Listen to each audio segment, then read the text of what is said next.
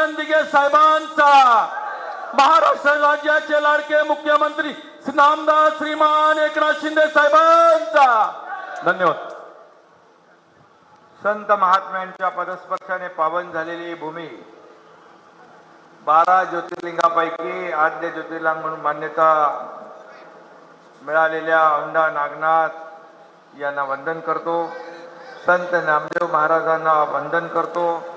आणि आज निवडणुकीचा शेवटचा दिवस आहे, प्रचाराचा आपला शेवटचा दिवस आहे। या आपल्या महायुतीच्या लोकप्रिय उमेदवार बाबूराव कदम यांच्या प्रचार सभेला उपस्थित आपले आमदार राजू नवघरे, आमदार संतोष बांगर, आमदार बालाजी कल्याणकर, आमदार विप्लव गजोरिया, आनंद जाधव, शिवाजीराव माने, माजी खासदार मंगेश कुडाळकर, पाशा पटेल, राजू चापके, श्रीकांत पाटील, उज्ज्वलाताई तांबाळे, शिवदास गोडेवार, कांचनताई शिंदे, त्र्यंबक कदम, व्यवस्थित भाषण रेकॉर्ड करा। आपल्या महायुतीच्या उमेदवाराला पाठिंबा दिला आणि माघार घेतली ते शिवाजीराव जाधव। व्यासपीठावरील सर्व सन्मान्य मान्यवर ज्यांची नावं राहिली असतील ते सर्व या ठिकाणी उपस्थित मान्यवर आणि भर उन्हात अजून लोक येत आहेत, रस्त्याला अजून गाड्या आहेत, भर उन्हात या ठिकाणी आपण आज उपस्थित झालात। आज शेवटचा दिवस असल्यामुळे मला इथून वाशिम करून आज आपले केंद्रीय गृहमंत्री अमित शाह साहेबांचा अमरावती दौरा आहे, तिकडेही जायचं आहे आणि म्हणून आपल्याला मी विनंती करायला आलोय। खरं म्हणजे आता आपण ठरवलेलं आहे, एक सर्वसामान्य कार्यकर्ता बाबूराव कदम आपल्या समोर उमेदवार म्हणून दिलेला आहे आणि म्हणून आता सगळे म्हणतात हिंगोलीच्या विकासाचं एकच नाव बाबूराव बाबूराव बाबूराव, दुसरं आहे का काय? बाबूराव आपल्या गेल्या अनेक वर्ष काम करतोय आणि त्याला संधी दिलेली आहे। सर्वसामान्याला संधी देणारे बाळासाहेबांची शिवसेना आहे आणि म्हणून जसं राजू नवघरे इथं म्हणाले की त्यांनी या भागातल्या मतदारसंघातल्या ज्या योजना आहेत, ज्या समस्या आहेत, जे प्रश्न आहेत त्याला हात घातलेला आहे। खरं म्हणजे आमदार असावा तर राजू नवघरे सारखा असावा, कारण शेवटी सरकार म्हणून आपल्याला काही मिळवायचं असतं तर त्यासाठी आपल्याला पाठपुरावा संघर्ष कधी कधी करावा लागतो आणि त्यांनी जाहीरपणे काही पोटात एक ठेवलं नाही। मला त्यांनी प्रामाणिकपणे सांगितलं, साहेब या मतदारसंघामध्ये आमच्या ज्या काही मागण्या आहेत, समस्या आहेत त्या आपल्याला सोडवायला पाहिजे। मी म्हणालो हे सरकार सर्वसामान्यांचं आहे, शेतकऱ्यांचं आहे, कष्टकऱ्यांचं आहे, कामगारांचं आहे, माता भगिनींचं आहे, तरुणांचं आहे, तरुणांच्या हाताला काम मिळालं पाहिजे म्हणून वसमत येथे आपण MIDC जाहीर केलेली आहे आणि त्यामुळे MIDC होईल, रोजगार मिळेल, तरुणांच्या हाताला काम मिळेल, बरोबर ना? आणि म्हणून आज मी एवढंच सांगेन, बाबूराव हा शेतकऱ्याचा मुलगा आहे। सर्वसामान्य तुमच्यापैकी एक बाबूराव इथं उमेदवार आहे। आता सर्वसामान्य माणसाच्या घरातल्या उमेदवाराने निवडणूक लढवू नये असं काही कायदा आहे, परंतु काही जे सरंजामदार आहेत, आता मी राजूच्या घरी गेलो होतो, त्याचं घर एकदम साधेपणाने राहतो, परंतु तुम्ही त्याला निवडून दिलं, आज विधानसभेमध्ये तुमचे प्रश्न तो मांडतो। म्हणजे शेवटी आपलं हे महायुतीमध्ये जसं शिवसेना भाजपा गठबंधन होतं, मी आणि देवेंद्रजी काम करत होतो। पहिल्या दिवसापासून या राज्याच्या विकासाचा आम्ही संकल्प केला, निर्धार केला आणि शेतकऱ्यांच्या साठी सिंचन प्रकल्प मंजूर केले, अनेक योजना मंजूर केल्या। आज आपण केंद्र 6,000 रुपये, राज्य 6,000 असे 12,000 रुपये शेतकऱ्यांना देण्याचा निर्णय घेणार हे आपलं पहिलं सरकार आहे। पीक विमा योजना 1 रुपयामध्ये आपण देतो। हे सरकार आपलं शेतकऱ्यांच्या पाठीशी उभं राहणार आहे आणि म्हणून बाबूराव पाटील, बाबूराव कदम हा जो काही या ठिकाणी आपल्याला दिलेला आहे, आपल्याला त्याला निवडून आणायचं आहे. सर्वसामान्यांच्या मनातला हा उमेदवार आहे. आणि म्हणून या ठिकाणी मी एवढंच सांगेन, आता रात्री पाऊस पडला, अवकाळी झालं, काही ठिकाणी गारपीट पडली, बरोबर ना. तर जरी निवडणुका असल्या, पत्रकार बांधव इकडे आहेत, निवडणुका येतात जातात, परंतु शेतकऱ्यांचं जे नुकसान झालेलं आहे ते नुकसान भरून देण्याच्या सूचना मी स्वतः सर्व अधिकाऱ्यांना दिलेल्या आहेत. आणि खऱ्या अर्थाने त्याचे पंचनामे असतील, त्यांना मोबदला असेल, नुकसान भरपाई असेल, ही आतापर्यंतच्या इतिहासामध्ये आपण शेतकऱ्यांच्या आतापर्यंत इतिहासात 15,000 कोटी रुपये नुकसान भरपाई आपण दिली. शेतकऱ्यांसाठी 35,000 कोटी रुपये विविध योजनांसाठी आपण दिले. सिंचन प्रकल्प महाविकास आघाडीत 2-4 प्रकल्प मंजूर केले होते. राजूला माहित आहे आपण किती केले, 122 सिंचन प्रकल्प आपण मंजूर केले. हे पहिलं सरकार आहे शेतकऱ्यांच्या पाठीशी उभं राहणार.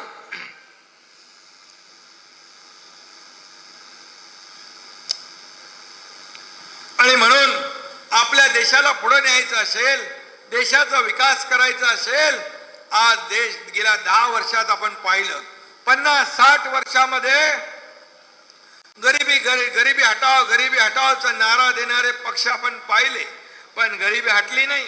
गरीब हटला, परंतु गरिबी नाही हटली. पण केंद्र सरकारने मोदी साहेबांच्या नेतृत्वाखाली 25 कोटी लोकांना गरिबीच्या रेषेच्या वर आणलं, दारिद्र्य रेषेच्या वर आणलं. आज हा फरक आहे.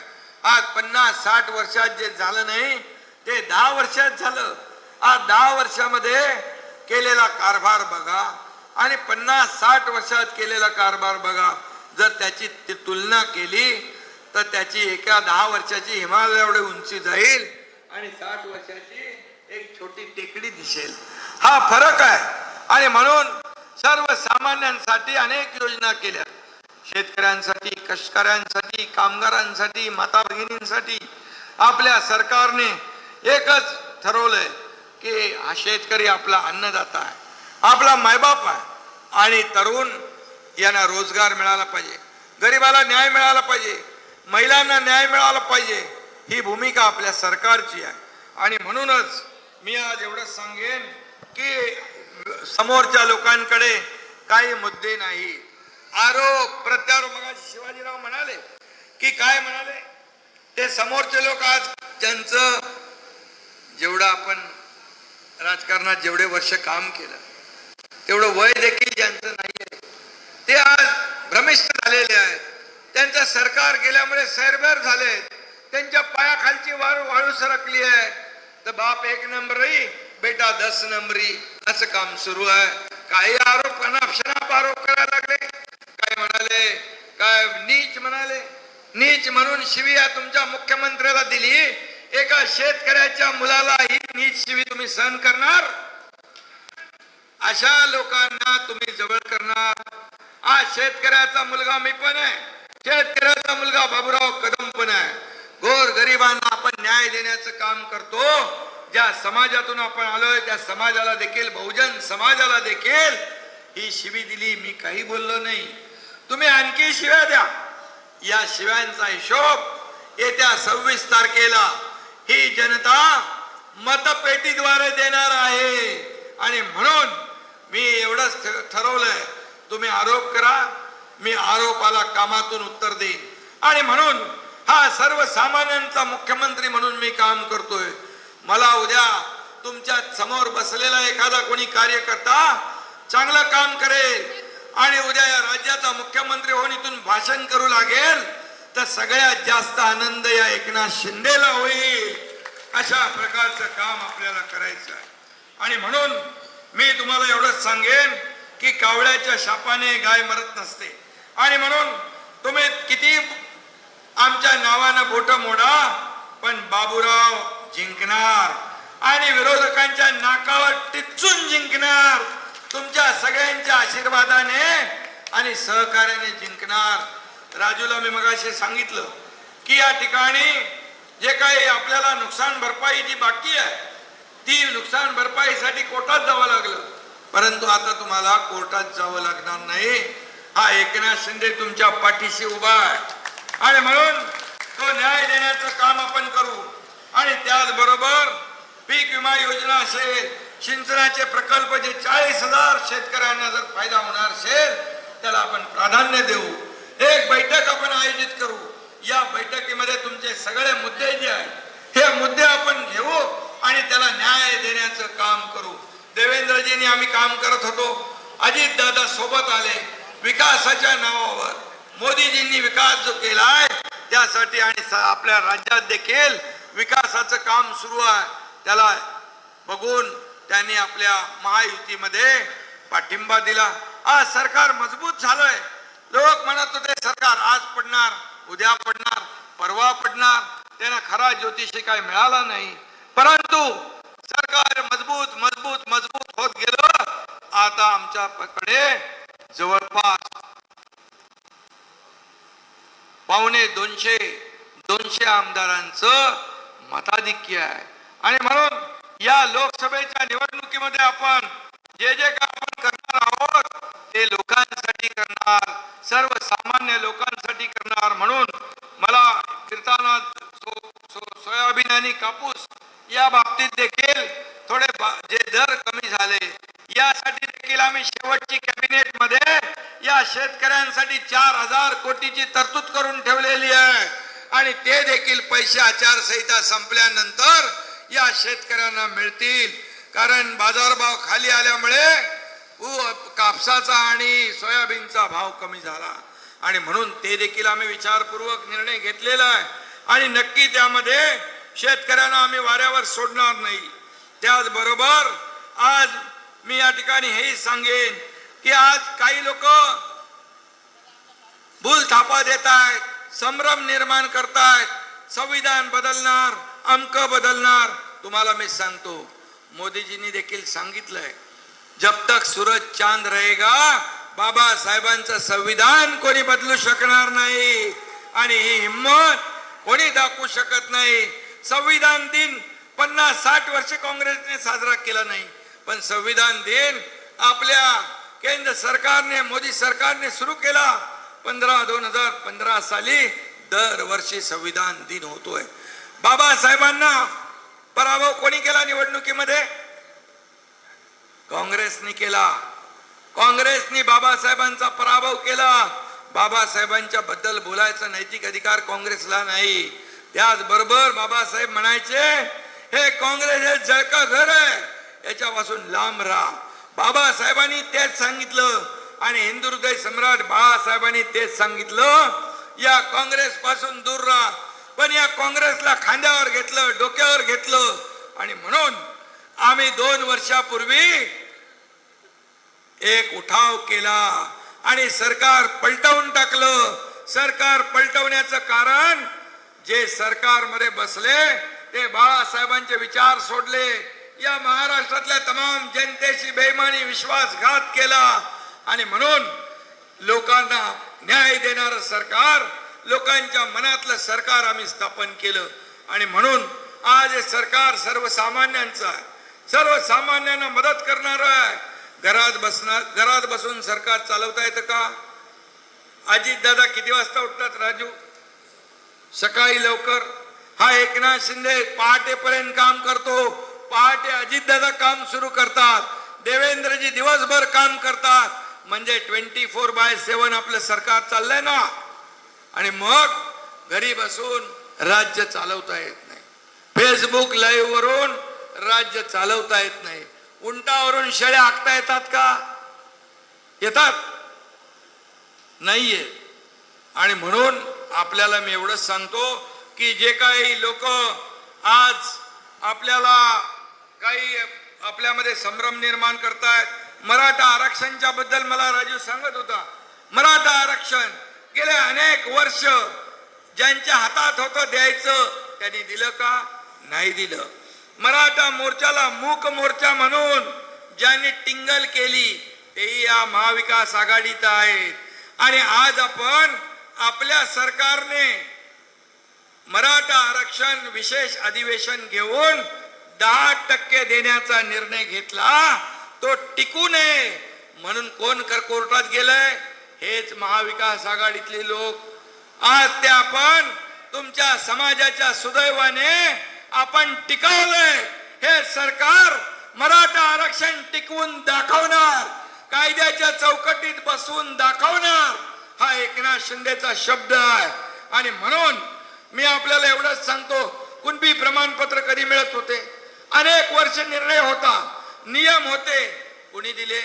आपल्या सरकारने दिले. कुणबी प्रमाणपत्र देण्याचा निर्णय आपल्या सरकारने मराठवाड्यात घेतला. त्यामुळे तुम्ही सावध राहिलं पाहिजे. हे जे लोक आपल्याला येत आहेत, बुद्धिभेद करतायत, हे देणारे नाहीत. त्यांच्या हातात जेव्हा होतं त्यांनी दिलं नाही, आता आपण दिलंय. ते कसं टिकणार नाही असं सांगू लागले. मी म्हणाला तुम्ही टिकणार नाही याची कारण द्या मला, मी कसं टिकणार हे मी सांगतो. त्याच्यावर बोलायला तयार नाही. म्हणजे संभ्रम निर्माण करायचा, लोकांची दिशाभूल करायची. आणि म्हणून मी तर जाहीरपणे शिवाजी पार्क मुंबईमध्ये छत्रपतींच्या पायाला हात लावून शपथ घेतली होती की या राज्यात मराठा समाजाला आरक्षण देणार. आणि त्याप्रमाणे विशेष अधिवेशन घेऊन राजू होता ना सभागृहामध्ये, आपण ते दिलं. आणि ते दिलं आपण, आणि आज ते आपण टिकवलंय. भविष्यात देखील आपण टिकवणार. त्याचबरोबर मुस्लिम समाजामध्ये देखील काही लोक घबराट पसरवत आहेत. आता राजूचे कितीतरी कार्यकर्ते मुस्लिम आहेत, संतोषचे कितीतरी कार्यकर्ते मुस्लिम आहेत, बालाजीचे किती कार्यकर्ते मुस्लिम आहेत. आणि मुस्लिम समाज देखील आपल्या बरोबर आहे. आज अजितदादांच्या बरोबर आहे, शिवसेनेच्या बरोबर आहे, आपल्या बरोबर आहे. मी तुम्हाला उदाहरण सांगतो. माझे जे कार्यकर्ते आहेत, जीवाभावाचे, माझ्या घरात माझ्या सोबत असणारे, माझ्या गाडीवर देखील माझा सारथी म्हणून काम करणारे मुस्लिम समाजाची मुलं आहेत, मुस्लिम बांधव आहेत. आणि म्हणून आमच्याकडे काही असे भेदभाव नाही.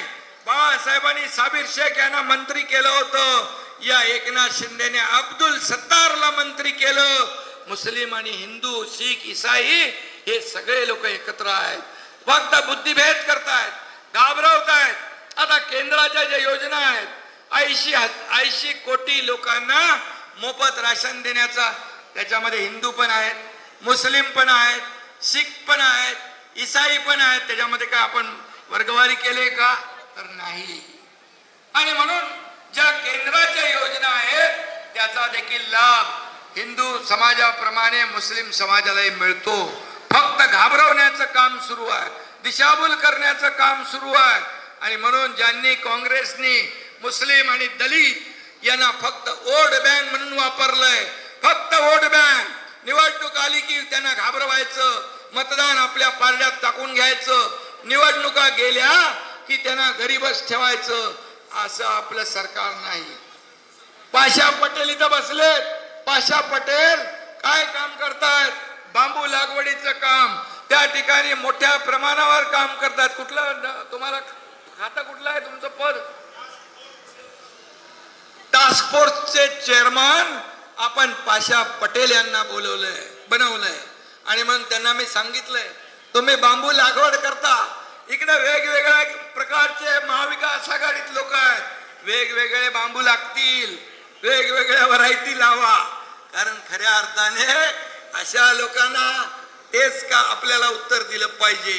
आणि म्हणून मी आपल्याला विनंती करीन की मुस्लिम समाज असेल, दलित समाज असेल, धनगर समाजाला देखील आपण जानकर, महादेव जानकर यांना उमेदवारी दिली, धनगर समाजाला पण न्याय दिला आपण.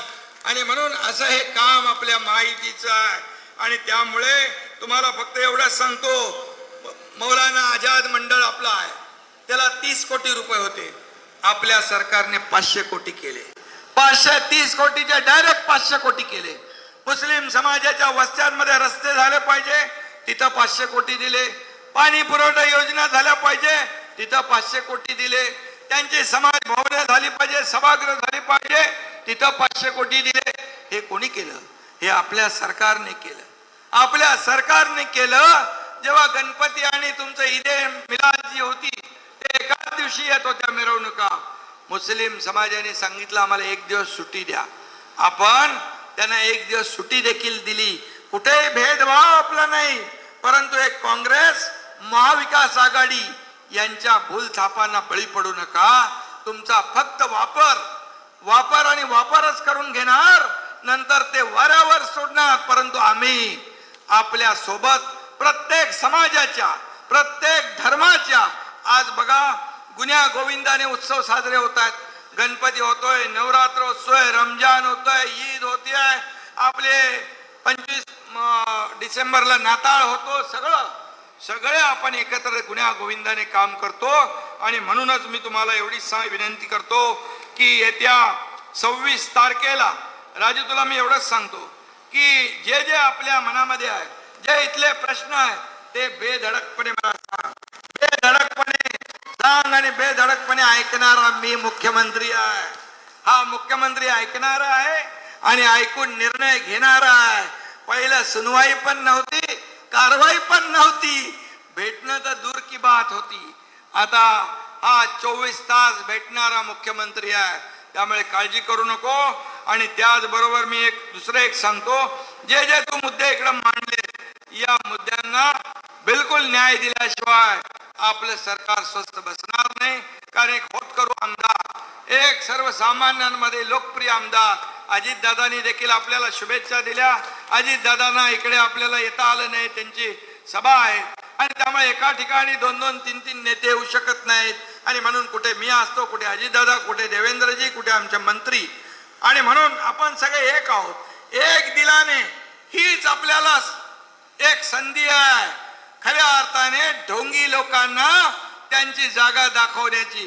किती वर्ष तुम्हाला फसवलं, 50-60 वर्ष फसवलं, पण 10 वर्षात तिकडे केंद्रात आणि 2 वर्षात आम्ही राज्यामध्ये बंद पडलेले प्रकल्प राजू सुरू केले की नाही आपण.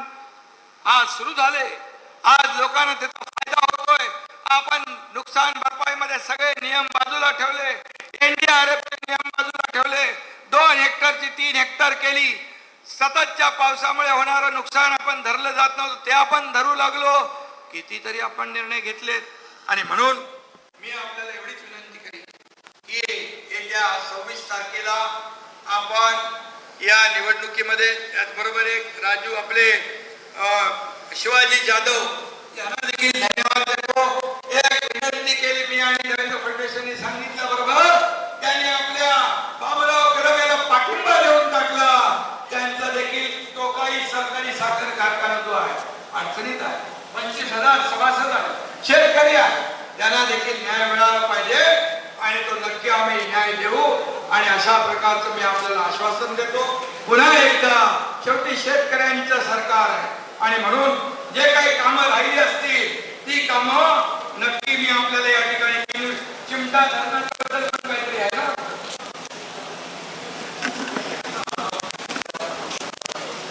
हा, चिमटा धरण, किनवट, महागा, उमरके आदमी, बरोबर त्यांचं जे काय म्हणणं आहे ना त्याप्रमाणे आपण करू. शेवटी लोकांना काय पाहिजे तेच देणार आपण. आपण कुठलाही प्रकल्प जबरदस्ती अंगावर थोपणार नाही. हे सरकार लोकांना मदत करणार आहे. आणि त्यामुळे मी एवढंच सांगतो, राजू आतापर्यंत तुझ्या सर्व कार्यकर्त्यांनी काय बटन दाबले, कशावर बटन दाबले? आतापर्यंत तुम्ही घड्याळाला बटन दाबलंय ना. पण आता तुम्हाला धनुष्यबाणाचं बटन दाबायचं आहे. कारण आपण सगळे महायुतीमध्ये एकत्र आहोत. जिथं धनुष्यबाण तिथं धनुष्यबाण, जिथं घड्याळ तिथं घड्याळ, जिथं कमळ तिथं कमळ. आपण सगळ्यांनी मिळून आपल्याला जर विरोधकांना चारी मुंड्या चित करायचं असेल तर थोडस म्हणजे जिथं घड्याळाचा उमेदवार आहे तिथं शिवसैनिकांना पण नेहमी धनुष्यबाण दाबण्याची सवय आहे. पण तिथं आता ते घड्याळाचं बटन दाबावं लागेल. घड्याळाचं बटन दाब. आणि आपल्याकडे घड्याळ आहे, धनुष्यबाण आहे, कमळ आहे. आणि म्हणून येत्या 26 तारखेला तुमचा बाबूराव कदम हा विजयी झाला पाहिजे ना. तुम्ही धनुष्यबाणावर बटन दाबणार ना. मग सगळ्यांनी हात वर करा बरं.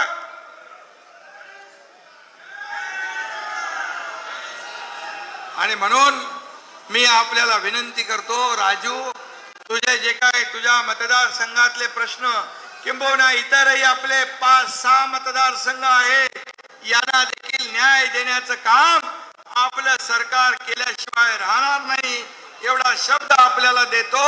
आणि पुन्हा एकदा बाबूराव, आपल्याला मनापासून आपलं अभिनंदन. बाबूरावचं अभिनंदन करू का? करू ना. आणि बाबूराव हे गरीब कार्यकर्ता आहे. आपण त्याला आता मुंबईला नाही, दिल्लीला पाठवायचं आहे. आणि म्हणून दिल्लीत जाऊन तुमचा आवाज बुलंद करेल. या हिंगोली मतदारसंघामध्ये जी अडलेली, पडलेली, थांबलेली कामं जी आहेत ती पूर्ण केल्याशिवाय बाबूराव काय ते आहे त्याचा आला बाबूराव. आता बाबूराव आलेला आहे आणि तुमची सेवा करायला आलेला आहे.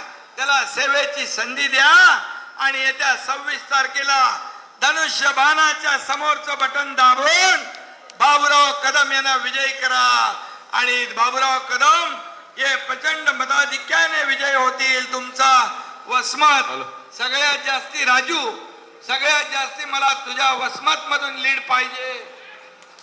मिळेल ना? 100% मिळेल, सांगितलं. ठीक, धन्यवाद. जय हिंद, जय महाराष्ट्र.